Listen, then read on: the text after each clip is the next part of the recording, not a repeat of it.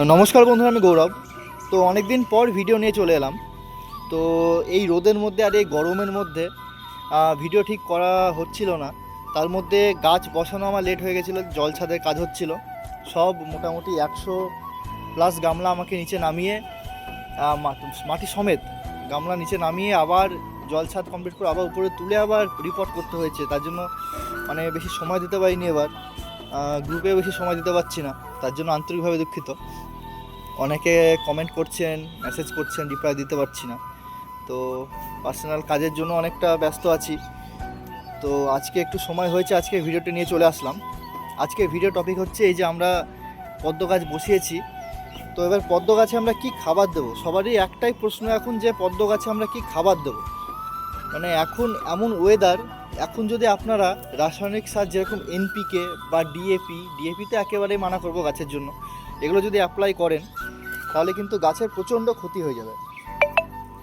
তো আমি চাইবো যে যারা সর্ষের খোল মিডিয়ায় গাছ করেছেন তারা এই মুহূর্তে গাছে কোনো প্রকারের কোনো খাবারই দেবেন না।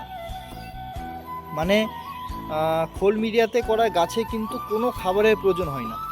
একমাত্র যখন গাছে ফুল কন্টিনিউ ফুটতে লাগে তখন 1 চিমটে লাল পটাশ গামলার মধ্যে পুঁতে দেবেন। তো সেটা হচ্ছে খোল মিডিয়ার ক্ষেত্রে বললাম।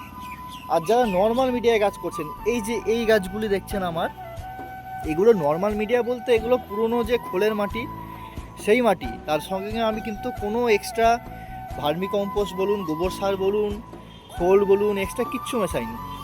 আগের বছরে সর্ষের খোলের মাটি ছিল, এই যে ডিলান দেখতেই পাচ্ছেন, কোনো নতুন করে কোনো মাটি কিন্তু আমি দিইনি। আইডিটি এত ভালো, দেখতে পাচ্ছেন 1, 2, 3টে কুড়ি অলরেডি চলে এসেছে। এখানে 2টো স্ট্যান্ড উঠছে, সম্ভবত এখানে আমি আরও 2টো ফুল পাচ্ছি। তো এখানে আরেকটি আখিলা স্ট্যান্ডিং লিফের সাথে কুড়ি চলে এসছে। এখানে আমার ক্রিস্টাল পিঙ্ক আছে। তো এগুলোতে কিন্তু আমার সব কুড়ি চলে এসছে। তো এইগুলোতে কিন্তু আমি কিন্তু কোনো রকমের খোল মেশাইনি। তো এইগুলোতে আমি তাহলে এখন বর্তমানে কি খাবার দেব, তার যাতে খোল না মিশিয়েই যাতে আমার রেজাল্টটা খোল মিডিয়ার মতোই হয়। যারা নর্মাল মিডিয়ায় করছেন নিচে গোবর সার উপরে মাটি দিয়ে, বা যারা সর্ষের খোল পুরনো মাটি ব্যবহার করেছে, নতুন কোনো সার মেশানি আমার মতন, তারা এই পদ্ধতিতে যদি আপনারা মাটি তৈরি করেন তো অত্যন্ত আপনারা লাভবান হবেন। তো চলুন দেখে নিয়ে যাক আমরা সেই খাবারটি কীভাবে তৈরি করব। তো খাবারটা আমরা কীভাবে তৈরি করব, খাবারটা তৈরি করা অত্যন্ত ইজি। সবারই বাড়িতে থাকবে এরকম, মানে সবাই যাতে অ্যাভেলেবেল থাকে সবার কাছে খাবারটা, সেই খাবারই আমি তৈরি করব। তো এখানে কিন্তু আমার হাফ মাটি আর হাফ খোল আমার কিন্তু এখানে প্রায় 10-15 দিন ধরে পচানো আছে। তো আপনারা অবশ্যই খোল আর মাটি 50-50 রেশিওতে নিয়ে আপনারা কিন্তু কমপক্ষে হলো 10 দিন পচাবেন, তবেই কিন্তু খাবারটা সবথেকে ভালো তৈরি হবে। তো তারপরে আমরা এর মধ্যে দেব 1 মুঠো সিউইড। এখানে আমি সাগরিকা Z++ দিচ্ছি। আপনারা হাতের কাছে যে সিউইড পাবেন দিয়ে দেবেন। এখানে 1 মুঠো আমি সিউইড দিলাম। তারপরে আমি এখানে দেবো 1 মুঠো লাল পটাশ।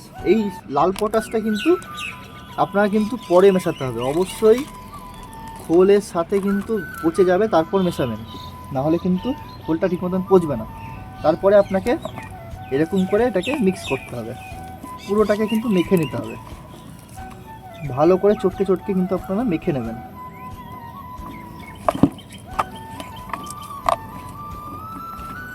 এখানে আমার একটু মিক্সচারটা টাইট হয়ে গেছে।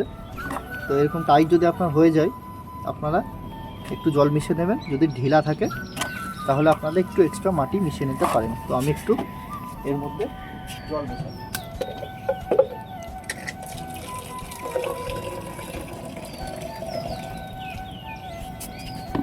তো আমি কিন্তু এর মধ্যে হালকা হালকা জল মেশাচ্ছি মিক্সচারটাকে ঠিকঠাক কনসিস্টেন্সিতে আনার জন্য।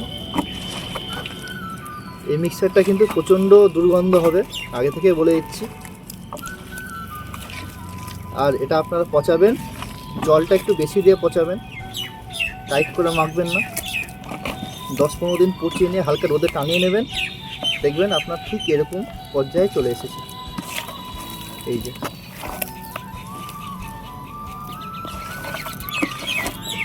আমার কিন্তু ভালো করে মিক্স করা হয়ে গেল। তারপরে কি করব, তারপরে কিন্তু আমি এই রকম করে হাতে করে করে এই নাড়ুর মতন বানাবো বল। এই যে আপনারা যে কোনো সাইজের বানাতে পারেন, বেশি দিলে যে খুব ভালো রেজাল্ট হবে, কম দিলে হবে না, সেরকম কোনো ব্যাপার নেই। মাঝারি মাপার এরকম হাতে আটে যেরকম একটা লাড্ডু সাইজ হয় সেরকম একটা এরকম সাইজ আপনারা এটাকে করে নেবেন। তো আমি সবগুলো করে নিই। তো দেখতেই পাচ্ছেন আমি কিন্তু এই নাড়ু বানিয়ে নিয়েছি, গাছের জন্য একেবারে অমৃত স্বরূপ এই নাড়ু। আর একবার বলে রাখি, এই নাড়ুর মধ্যে আছে 50% মাটি, 50% সর্ষের খোল। সর্ষের খোল অবশ্যই, বাদাম খোল নয়, সর্ষের খোল। 50% মাটি, 50% সর্ষের খোল। তার মধ্যে আমি 1 মুঠো আপনার সিউইড আর 1 মুঠো লাল পটাশ দিয়েছি। লাল পটাশ আপনার এখানে ফুলের কালারটা আনতে এবং ফুল আনতে সাহায্য করবে গাছে। আর এখানে সিউইড হচ্ছে মাইক্রো নিউট্রিয়েন্ট, অর্থাৎ অনুখাদ্যের কাজ করবে, যেটা আপনার মেন যেটা গাছে লাগে এনপিকে, নাইট্রোজেন, ফসফেট এবং পটাশ। তার বাইরে যে অনুখাদ্যগুলো লাগে সেই অনুখাদ্যগুলো সিউইড থেকে ফুলফিল হবে। আর সিউইডের মধ্যে হিউমিক অ্যাসিড থাকে, সুতরাং আমাদের কিন্তু আলাদা করে হিউমিক অ্যাসিড দিতে লাগবে না। তো এবার কথা হচ্ছে আমরা এবার এটাকে কী করব। এটাকে আমরা অবশ্যই ছাওয়াই 1 দিন থেকে 2 দিন, যতদিন না পর্যন্ত শুকোচ্ছে ঠিকঠাক, মানে পুরোপুরি কিন্তু খটখটে করে শুকানো যাবে না, একদম কাঁচা কাঁচা থাকবে সেরকমও না, আবার খটখটে শুকানো থাকবে এরকমও না, হালকা ময়েশ্চার থাকবে, এরকম অবস্থায় আপনাকে 1 দিন কি 2 দিন ছাওয়াতে, অবশ্যই বলবো আমি ছাওয়াতে শুকাতে। কারণ রোদে শুকালে কিন্তু এর অ্যাকশন সমস্ত চলে যাবে, আপনার রাসায়নিকের অ্যাকশনটাও চলে যাবে, আপনার যেটা খোলের অ্যাকশন সেটাও কিন্তু চলে যাবে। তো সুতরাং কিন্তু আমরা এটাকে কোনো মতেই রোদে শুকাবো না, এটাকে আমরা ছাওয়াতে 1 দিন কি 2 দিন শুকাবো। এবং কোন গাছে দেব এটা আমরা সম্পূর্ণভাবে যেটা যা নর্মাল মিডিয়ায় গাছ করছি সেই মিডিয়াতে দেব। সর্ষের খোল মিডিয়াতে আমরা দেব না, সর্ষের খোল মিডিয়া এই মিডিয়া দিয়েই তৈরি, সুতরাং আমার সর্ষের খোল মিডিয়া এখন গাছটা খেয়ে বড় হোক, তারপরে যখন দেখব যে গাছে ফুলের সাইজটা ছোট হচ্ছে তখন আমরা কিন্তু সর্ষের খোল মিডিয়াতে আমরা এই সারটা প্রয়োগ করব। এখন কিন্তু যারা আমরা সর্ষের খোল মিডিয়ায় গাছ করছি একেবারে এই সারটা কিন্তু প্রয়োগ করা যাবে না, গাছের গ্রোথ কিন্তু বিঘ্নিত হতে পারে। তো যারা নর্মাল মিডিয়ায় গাছ করেছেন আমার মতন, যারা শুধুমাত্র মাটিতে গাছ করেছেন, পুরনো মাটিতে কোনো সার মেশাননি, এবং যারা পুকুরের পাকে মিশিয়েছেন তারাও বলবো যে এই সারটা আপাতত অ্যাভয়েড করতে। তো যারা পুকুরের পাকে ব্যবহার করছেন তো পুকুরের পাকেও বলবো আপাতত অ্যাভয়েড করতে। পুকুরের পাকে যখন দেখবেন গাছের ফুলের সাইজ ছোটো হয়ে যাচ্ছে তখন দেবেন। তো এবার আমরা গাছে কি করে খাবারটা দেবো সেটা দেখিয়ে দিই। এই যে এখানে নিয়ে আসো, এই যে এরকম একটা দেখছেন গাছ, তো এই গাছে কিন্তু আমরা খাবারটা যেরকম নর্মাল আমরা পুড়িয়া করে দিই সেভাবেই দেবো। ওই নাড়ুটা নেব, হাতে করে পুরো মাঝখানে একদম নিচ অবধি ঢুকিয়ে দেবো, উপর থেকে মাটি চাপা দিয়ে দেবো, জল কিন্তু ভর্তি থাকবে, ব্যাস আমার খাবার দিয়ে কমপ্লিট।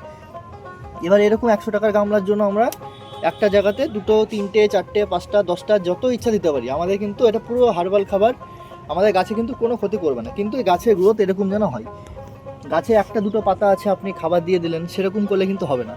গাছে এরকম পাতা বেরোবে, এরকম যে পাতা আছে এরকম গাছের ক্ষেত্রে বলবো আমি 1টার বেশি দিতে মানা করব। গাছ কিন্তু তারা নিতে পারবে না, কারণ পাতলা সুতোর মতো রানার এখন এরকম গাছ যেটা এইখানে আছে, এরকম গাছের ক্ষেত্রে কিন্তু আমি বলবো 1টা করে দিতে। কিন্তু এই সব জায়গায় যেখানে অসংখ্য পাতা চলে এসছে, পুরি চলে এসছে, এইসব গাছে আমরা 2-4টে দিতেই পারি, কোনো অসুবিধা নেই। আর বেশি দিলেও কোনো ক্ষতি নেই, আবার কম দিলে বলতে গেলে 1টা দিলেও কোনো ক্ষতি নেই।